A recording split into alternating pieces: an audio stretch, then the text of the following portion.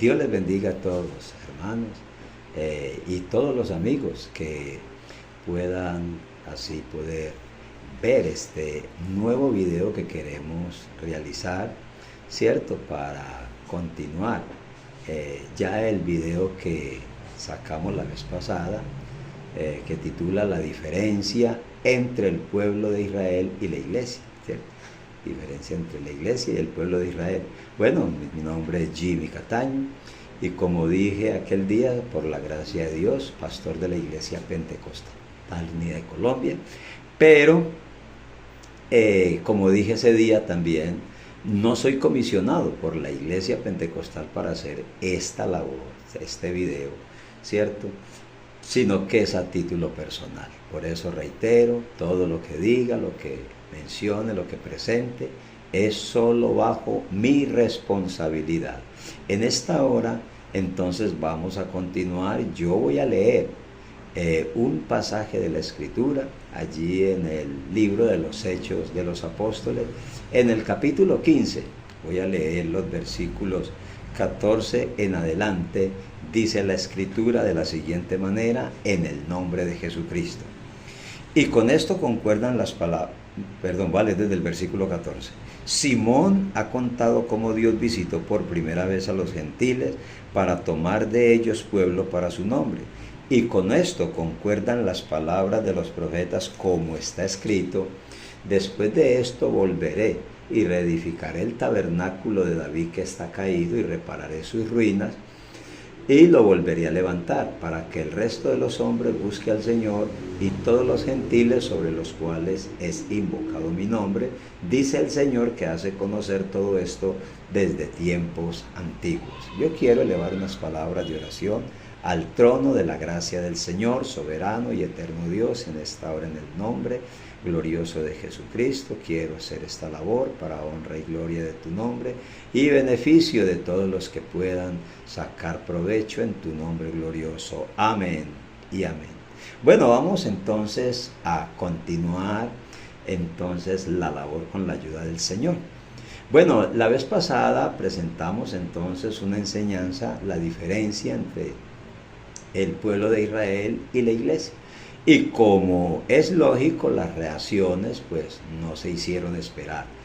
Entre ellas hay algunas felicitaciones por la labor y naturalmente algunos puntos de vista de pronto mal apreciado por algunos que han podido participar allí del video. Y me llena de curiosidad porque precisamente una de esas participaciones es que alguien llegó a la conclusión de que yo estaba equivocado, que porque la iglesia no es la Nueva Jerusalén, que porque la Nueva Jerusalén es una ciudad. Bueno, primero, para continuar con el tema, yo quiero volver a leer ese versículo donde terminé, porque yo especifiqué claramente desde antes, desde el Antiguo Testamento, mostrando la iglesia como morada, la iglesia como tabernáculo, la iglesia como santuario, la iglesia como casa de Dios y la iglesia en el libro del Apocalipsis, donde se la muestran a Juan. Voy a leer esos 3 versículos para de alguna manera engranar con el tema en esta noche. Yo leía Apocalipsis 21 y dice: vi un cielo nuevo y una tierra nueva, porque el primer cielo y la primera tierra pasaron y el mar ya no existía más. Yo, Juan, vi la santa ciudad, la nueva Jerusalén, descender del cielo de Dios, dispuesta como una esposa ataviada para su marido. Y oí una voz del cielo que decía: he aquí el tabernáculo de Dios con los hombres, y Él morará con ellos, y ellos serán su pueblo, y Dios mismo estará con ellos como su Dios. Ahí mostraba la diferencia entre el pueblo de Dios y el tabernáculo o el templo. Y luego el versículo 9 de ese mismo pasaje aclara que no es que el pastor Jimmy diga, es que es la Biblia la que dice que esa nueva Jerusalén es la esposa del Cordero. Versículo 9. Vino entonces a mí uno de los 7 ángeles que tenía las 7 copas llenas de las 7 postreras plagas, y habló conmigo diciéndome: ven acá y te mostraré la desposada, la esposa del Cordero. y me llevó en el espíritu a un monte grande y alto y me mostró la gran ciudad santa de Jerusalén que descendía del cielo de Dios. Y empieza a describirla, ¿cierto? Ahora, ¿cuál es el problema? El problema es que ¿cómo se puede interpretar la Biblia? Yo precisamente mencionaba algunas reglas de interpretación. Y estaba diciendo también que hay que tener en cuenta 7 aspectos que son fundamentales para la interpretación en lo relacionado: quién lo dijo, a quién lo dijo, por qué lo dijo, para qué lo dijo, cómo lo dijo, cuándo lo dijo y dónde lo dijo. En ese sentido, ¿cómo lo dijo? Eso entra en esa parte de cómo lo dijo. Entra una gama de información que tiene que ver con esa descripción detallada del texto bíblico. En ese orden de ideas, cómo lo dijo implica también el lenguaje que se está utilizando. Para eso, para poder interpretar bien, yo tengo que saber cuándo hay un lenguaje literal y cuándo hay un lenguaje figurado. Si yo no sé cuándo hay un lenguaje literal y cuándo el lenguaje es figurado, no puedo interpretar bien. Ahora, literal, claro, es que estoy leyendo y la información está conforme a la letra. Lo que estoy leyendo conforme a la letra, y así está pasando la Biblia, la información, eso es un lenguaje literal. Pero cuando no es un lenguaje literal, sino un lenguaje figurado, es ahí donde entra el problema para el intérprete. Porque yo tengo que saber qué lenguaje, o sea, el lenguaje figurado o figuras de edición. Entonces yo tengo que saber qué figura de edición está utilizando la Biblia en X o Y pasaje bíblico. En algún momento alguien dijo, en un debate que tuvimos, ¿cierto?, que yo utilizaba términos muy técnicos. La verdad es que si yo necesito hablar de algo sencillo, yo hablo de algo sencillo. Pero si voy a explicar a cabalidad, ¿cierto?, todos estos aspectos de las reglas de interpretación, porque el no tenerlas en cuenta fracasa la persona al interpretar. Entonces, en ese sentido, yo tengo que utilizar los términos correctos que hay y obviamente los explico. Y en este caso voy a hacer eso en esta introducción para poder que quede claro. La Biblia tiene lenguaje figurado como parábolas, pero no solamente son parábolas. Hay que recordar que hay símiles, hay que recordar que hay metáforas, hay que recordar que hay alegorías, pero además de eso, de alegorías, también hay anáforas, también hay anabasis, también hay catabasis, también hay elisis, también hay circunlocución, también hay una cantidad de figuras de edición, y yo tengo que saber qué figura de edición está utilizando la Biblia, porque cuando la Biblia me presenta un lenguaje figurado, ¿qué es lo que está sucediendo allá al describir la esposa como la Nueva Jerusalén? El lenguaje que está usando Juan es un lenguaje figurado. Y entonces, como es un lenguaje figurado, me están representando una información gloriosa con palabras que yo pueda entender desde el punto de vista terrestre, porque las cosas de allá no hay palabras humanas para explicarlas. Por eso el apóstol Pablo dice: conozco un hombre, si en el cuerpo no lo sé, si en el espíritu no lo sé, Dios lo sabe, que fue arrebatado al tercer cielo, donde oyó cosas inefables que no le es dado expresar al hombre. Es decir, las cosas gloriosas, porque están soportadas en lo que ojo no vio ni oído oyó. ¿Qué significa? Que lo de allá no hay palabras humanas para explicarlas, solo que a través del lenguaje figurado nos las traen a nosotros aquí, para que a través de ese lenguaje comprendamos la grandeza y la magnitud de ello. Con eso lo que está planteando la Biblia es la magnitud de lo que es ser miembro del cuerpo de Cristo. Si no tengo en cuenta el lenguaje figurado, repito, voy a fracasar en la interpretación, y voy a poner ejemplos. Ejemplo: la Biblia dice que Jesús es el león de la tribu de Judá. Pero si yo no sé que eso es un lenguaje figurado, entonces yo voy a deducir dos cosas: o la Biblia dice mentira, o Eso es un lenguaje que me está dando una información a mí más profunda de lo que yo estoy pretendiendo ver, o de lo que veo, de lo que veo así sencillamente. Entonces, yo ya sé que Jesús no es un león, porque un león es un animal. Pero cuando la Biblia me dice que Jesús es el león de la tribu de Judá, no me está diciendo mentiras, me está utilizando una metáfora. Pero repito, la Biblia no solamente tiene metáforas, no solamente tiene parábolas. Alguien dijo, la Biblia está escrita en parábolas. No, no está escrita en parábolas. Tiene algunas parábolas. Ahora, ¿cómo yo sé qué figura me está utilizando la Biblia? Es que cada una de esas figuras tiene unas reglas para poder saber qué figura es. Y las voy a poner, las voy a citar algunas solo porque voy a mostrar lo equivocada que está la fuente de donde los amigos míos en Segovia y algo otros, ¿cierto? En otros municipios de Antioquia y hermanas, ¿cierto? De otras partes, están viendo por allí unos videos y confiando ciegamente en la interpretación de estas personas, cuando totalmente están equivocados. Voy a hacer diferencia entre algunas reglas solo para poder llevar a lo que la Biblia en realidad está planteando. Por ejemplo, una parábola es una comparación por semejanza. Un símil es una comparación por similitud. Una hipocatastasis es una comparación por implicación. Una hipérbole es una comparación por exageración. Entonces, en ese orden de ideas, yo tengo que saber cuándo es una parábola, cuándo es un símil, cuándo es metáfora, cuándo es anáfora, cuándo es circunlocución, y etcétera, etcétera. Y le digo, hay una cantidad de figuras de edición allí en la Biblia. Por ejemplo, voy a citar esto. En el Salmo 22:16 dice, porque perros me han rodeado, cuadrilla de malignos horadaron mis manos y mis pies. Esa es una profecía que está hablando de Cristo en la cruz del Calvario. Para pronunciar o para hacer énfasis de esos enemigos dice, perros me rodearon. Póngale cuidado a esto. Él no está diciendo, mis enemigos son perros. Ni está diciendo, mis enemigos son como perros. Ni está diciendo, mis enemigos son semejantes a perros. Él está diciendo, perros me rodearon. Si dijera, mis enemigos son como perros, hubiera utilizado el escritor un símil. Si dijera, mis enemigos son perros, hubiera utilizado una metáfora.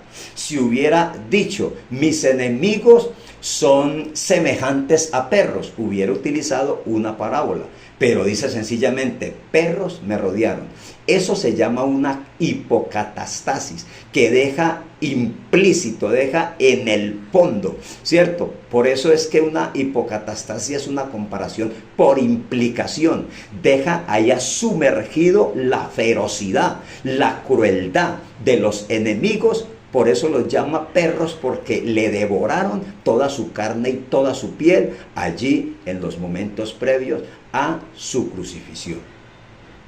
Así las cosas, entonces vamos a aclarar qué tan equivocada, repito, está la fuente de donde están tomando al citar estos pasajes, por ejemplo, el que estábamos leyendo, y al hacer una explicación errónea del pasaje, claro, se desglosa de ahí una cantidad de errores que ahí es donde no comprenden qué es la iglesia, qué es el pueblo de Israel, qué son los gentiles, la palabra gentil en realidad qué significa, qué es entonces cuando hay una profecía que tiene un cumplimiento parcial, cuando tiene un cumplimiento exacto y cuando tiene un cumplimiento complementario, que todo eso lo vamos a ir mirando. Si hoy por lo menos no terminamos, tengo que explicar esto para poder entonces que se tenga claro la interpretación bíblica. Voy a los errores que comete la fuente. Y con todo respeto menciono, porque los videos están publicados,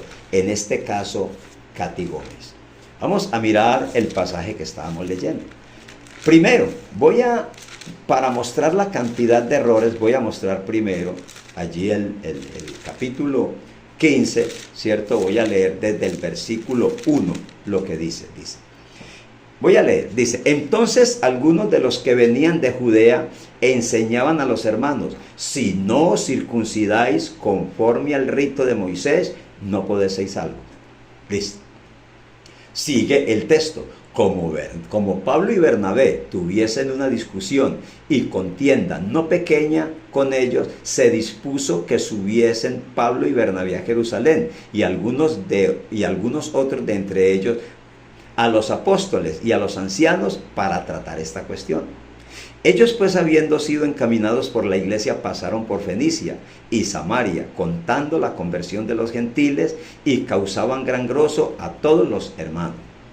Y llegados a Jerusalén, fueron recibidos por la iglesia, y los apóstoles y los ancianos refirieron todas las cosas que Dios había hecho con ellos. Versículo 5. Pero algunos de la secta de los fariseos que habían creído se levantaron diciendo: es necesario circuncidaros y mandarles que guarden la ley de Moisés.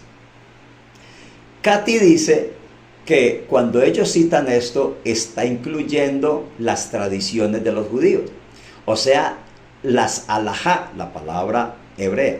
Pero la verdad es que aquí el texto no está diciendo la ley y las tradiciones, solamente está diciendo que algunos de esos de la secta de los fariseos están diciendo: es necesario circuncidarlos y mandarles que guarden la ley. Circuncidar es algo que está en la ley, y guardar la ley de Moisés, ahí en la ley de Moisés, porque es que una cosa es la ley de Moisés, que es lo que está mencionando el texto, no está mencionando y las tradiciones. Ahora, yo dije la vez pasada, todo asunto consta en boca de 2 o 3 testigos. Todo esto tiene que ser corroborado. Hay otro texto que nos tiene que decir si en realidad a esto le estaban añadiendo las tradiciones, que no la menciona ahí. El texto no la está. ¿Yo cómo hago para forzar un texto para que me diga lo que yo quiero que diga?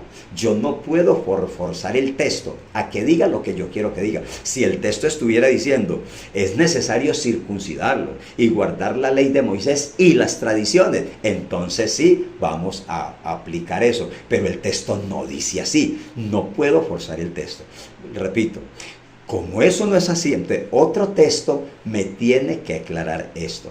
Para corroborar esto, primero en el mismo texto, porque vamos a mirar el mismo texto y otros contextos allí. Mire lo que dice la palabra del Señor. Mire cómo dice el texto. Por lo cual, dice Santiago, que es el que toma la palabra en aquel concilio en ese momento. Versículo 19. Por lo cual yo juzgo que no se inquiete a los gentiles que se convierten a Dios, sino que se les escriba que se aparten de la contaminación de los ídolos, de fornicación, de ahogado y de sangre. Porque Moisés desde tiempos antiguos tiene en cada ciudad quien lo predique en la sinagoga, donde es leído cada día de reposo. Entonces pareció bien a los apóstoles y a los ancianos con toda la iglesia elegir entre ellos y enviarlos con Pablo y Bernabé a Judas, que tenía por sobrenombre Barsabás, y así las varones principales de los hermanos, y escribir por conducto de ellos y de los apóstoles y los ancianos y los hermanos, a los hermanos de entre los gentiles que están en Antioquía, de Siria y en Cilicia.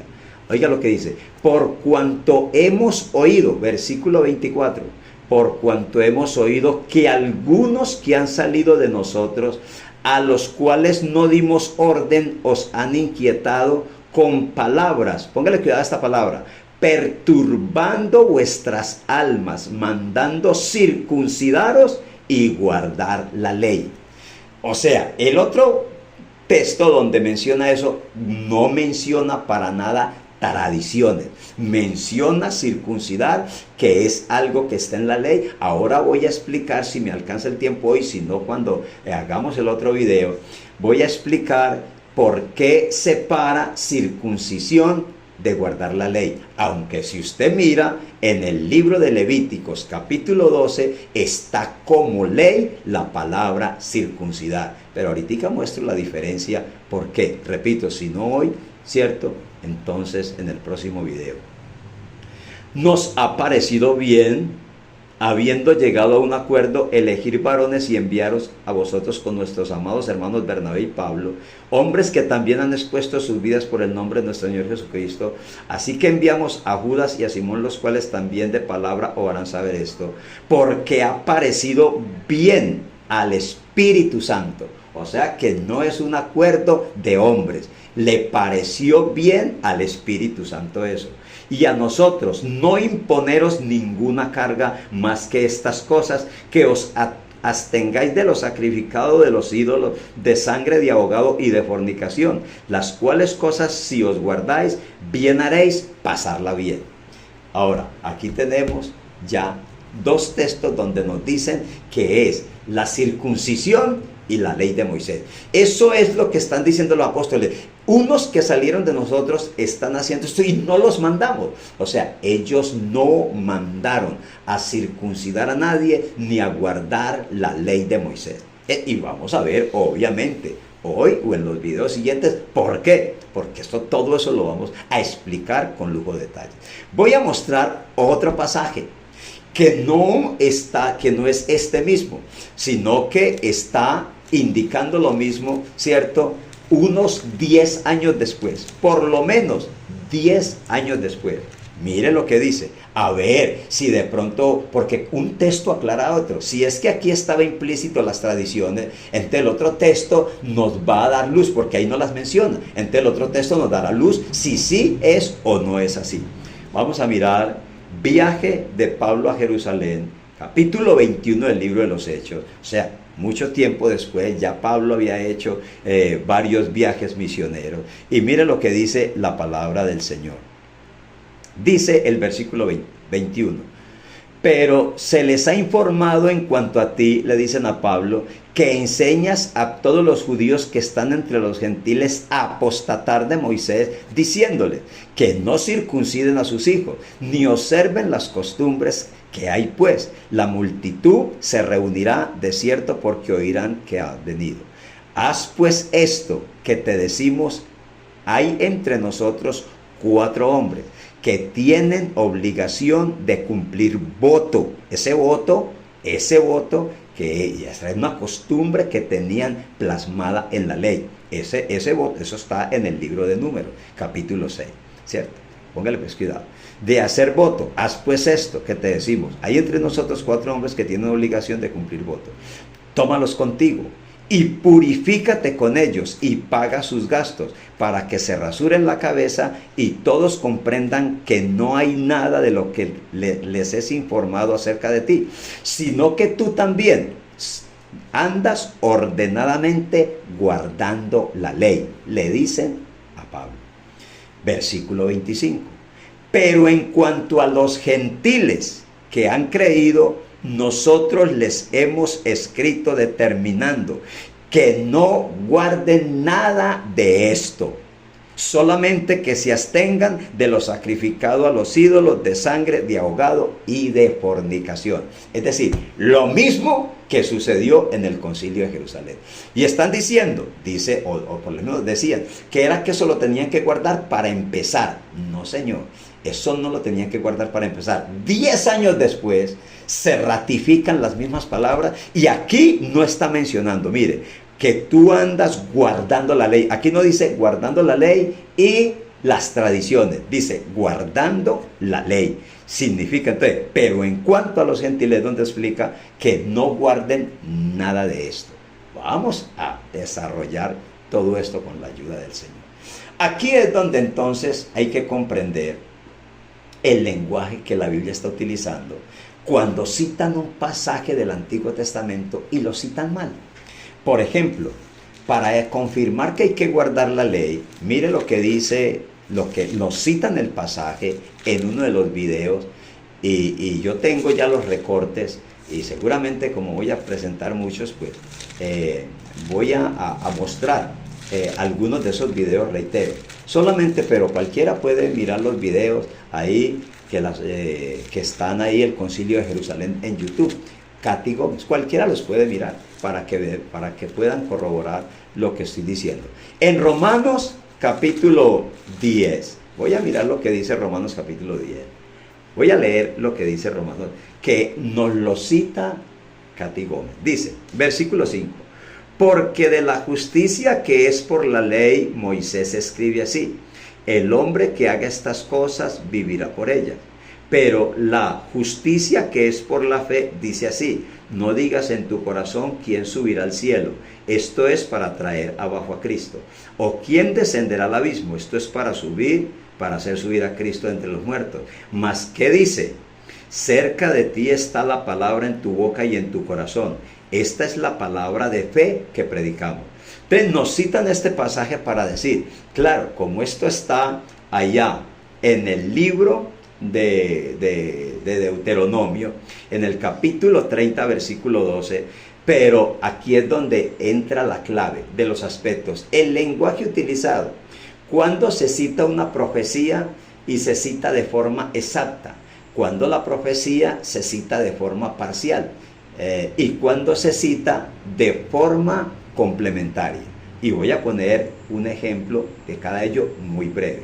Cuando la profecía se cita de manera parcializada, por ejemplo, Pedro dice, el día de Pentecostés, esto es lo dicho por el profeta Joel: en los postreros días, dice Dios, derramaré de mi espíritu sobre toda carne, y empieza a decir que el sol se va a oscurecer, ¿cierto? Que la luna se convertirá en sangre, sangre y fuego y vapor de humo, ¿cierto? Dice él, antes que venga el día grande y manifiesto del Señor. Entonces, Pedro cita esa profecía y no dice, aquí se cumplió lo dicho por Joel, porque Pedro la cita parcialmente para referirse al derramamiento del Espíritu Santo que había anunciado Joel: en los postreros días, dice Dios, derramaré de mi espíritu. Y entonces por eso él no dice aquí se cumplió, porque como mencionó el sol oscureciéndose como tela de silicio y la luna roja como tela roja, entonces él no puede decir que ahí se cumplió, porque eso del sol todavía no ha sucedido y lo de la luna todavía no ha sucedido. Entonces él lo cita de manera parcial.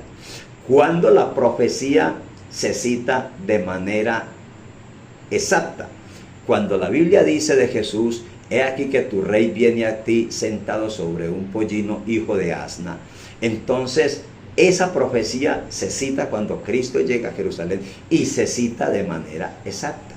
¿Por qué? Porque ese día se cumplió. O cuando Jesús dice: el Espíritu de Dios está sobre mí porque me ha enviado a predicar a los abatidos, ¿cierto? A sanar a los quebrantados, ¿cierto? A predicar el año agradable del Señor.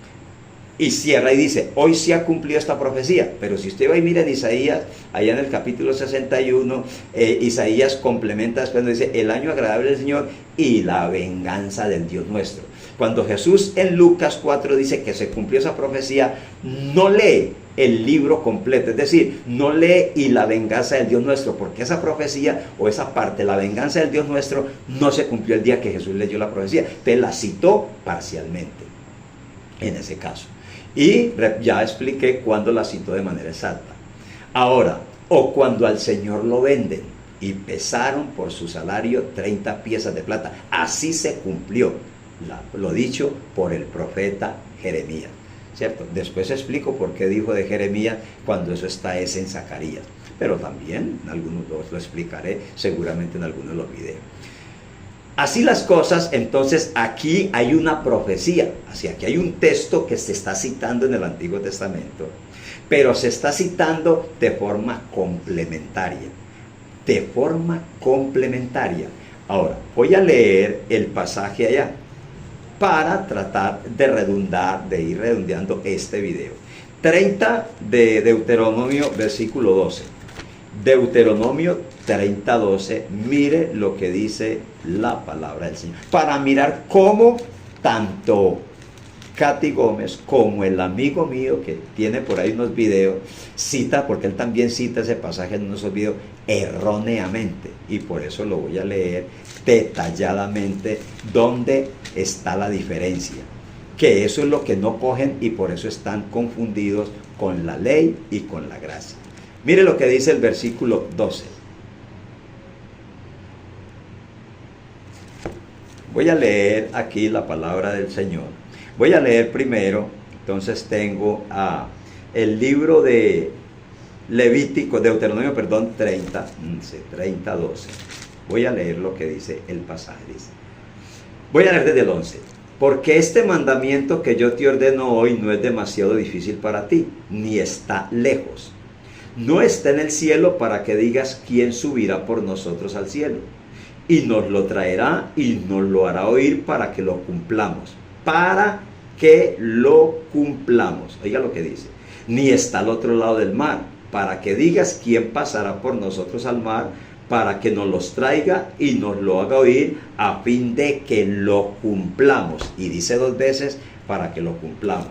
Cuando aquí se cita, en este pasaje, el apóstol Pablo lo cita, aquí hay una figura de edición que, claro, como no, de pronto no las tienen en cuenta, entonces fracasan y no comprenden la diferencia. Voy a volver a citar aquí, a ver si aquí dice para que lo cumplamos, porque allá dice 2 veces, para que lo cumplamos. Y aquí se menciona algo que no se menciona allá.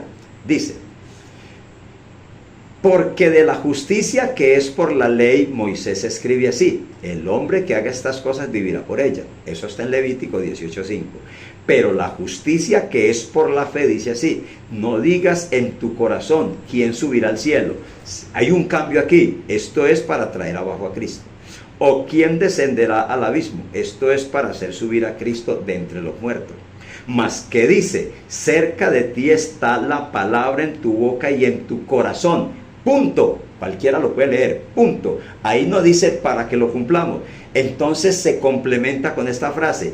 Esta es la palabra de fe que predicamos. Esa no está allá, porque esta palabra es de fe. La que está allá es de ley, pero esta es de fe. Por eso está la diferencia. Y ahí mismo muestra el versículo 9 cuál es la palabra de fe que predicamos. Versículo 9. Que si confesares con tu boca que Jesús es el Señor y creyeres en tu corazón que Dios le levantó de los muertos, serás salvo. O sea que ya no es cumpliendo el rigor de la ley, sino que ya es una palabra de fe y expresa que si confesares con tu boca que Jesús es el Señor y creyeres en tu corazón que Dios le levantó de los muertos, serás salvo. Eso, hay una figura literaria que se llama heterosis.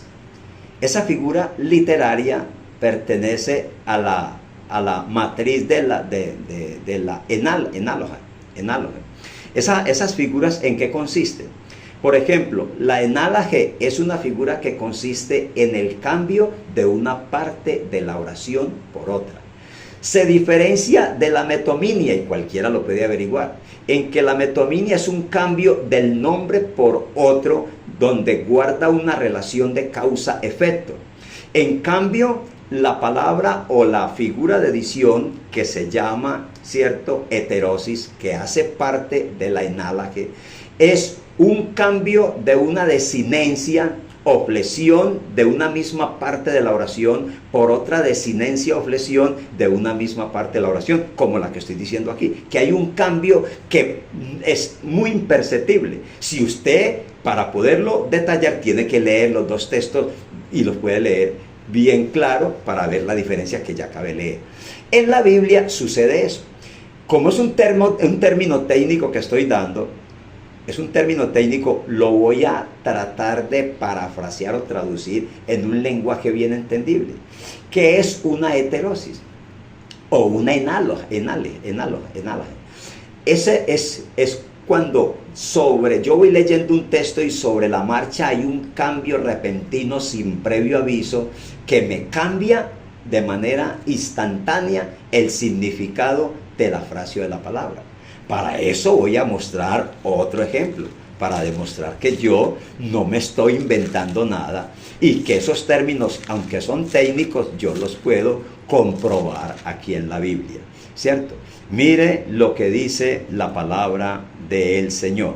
Dice, 1 Timoteo 2:9. Asimismo que las mujeres se atavíen de ropa decorosa con pudor y modestia, no con peinados tensosos ni con perlas ni vestidos costosos, sino con buenas obras como corresponde a mujeres que profesan piedad. La mujer aprenda Oiga lo que dice: la mujer aprende en silencio con toda sujeción, porque no permito a la mujer enseñar ni ejercer dominio sobre el hombre, sino estar en silencio. Versículo 13, porque Adán fue formado primero, después Eva. Y Adán no fue engañado, sino que la mujer, siendo engañada, incurrió en transgresión. Cualquiera que esté leyendo el pasaje sabe claramente que se está refiriendo al primer hombre y a la primera mujer, Adán y Eva. Pero el versículo 15 dice: pero se salvará engendrando hijos si permaneciera en fe, amor y santificación con modestia. La oración me cambia sobre la marcha sin previo aviso. Y si yo no pongo cuidado, entonces voy a fracasar, voy a pensar que Eva todavía está por ahí y que se va a salvar engendrando hijos. Como este ya es una figura, ¿cierto?, de edición, entonces es un lenguaje figurado. Dice: pero se salvará engendrando. La mujer no engendra, la mujer concibe. Entonces me cambia la oración sin previo aviso, y en ese caso ya no me está hablando el versículo 15 de Eva, sino de otra Eva, que en este caso hay un primer Adán y un postrer Adán. Hay una primera Eva y una postrer Eva. El primer Adán, ¿cierto?, y la primera Eva estuvieron en el huerto del Adán, en el huerto del Edén, perdón. El postrer Adán es Cristo, y la postrera Eva es la iglesia del Señor Jesucristo. Pero me hace el cambio sin previo aviso. Eso es una figura literaria, una figura de edición. Aprovechando entonces, o mejor, como se me ha acabado el tiempo por hoy, voy a darle gracias al Señor. Pero quiero decirle, esto me toca hacer varios videos. Yo no sé cuántos hay que hacer, porque el tiempo, claro, se me va muy rápido y necesito poder explicar, porque aquí apenas, créanme, estoy en introducción. Me toca seguir con este tema. Voy a orar dándole gracias al Señor. Soberano y eterno Dios, en esta hora te doy gracias porque me has permitido así traer esta enseñanza en el día de hoy. Te ruego que me ayudes para seguir compartiendo más enseñanzas en tu nombre glorioso. Amén y amén. Dios les bendiga grandemente y hasta el próximo video.